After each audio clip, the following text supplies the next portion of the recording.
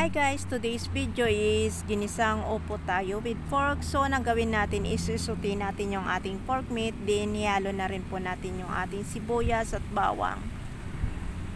Isutin natin siya hanggang maging golden brown.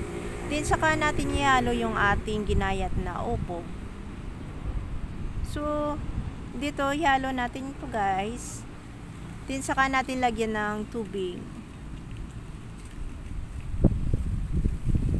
Takpan natin para po maluto yung gulay natin. Then pagbukas natin, saka lang lalagyan ng mga ingredients tulad ng asin, pamintang durog, kamatis, at siling habaan na ginayat. So ihalo natin para magpantay po yung pagkaluto ng ating gulay, saka magmix na rin po yung mga ingredients na linagay natin.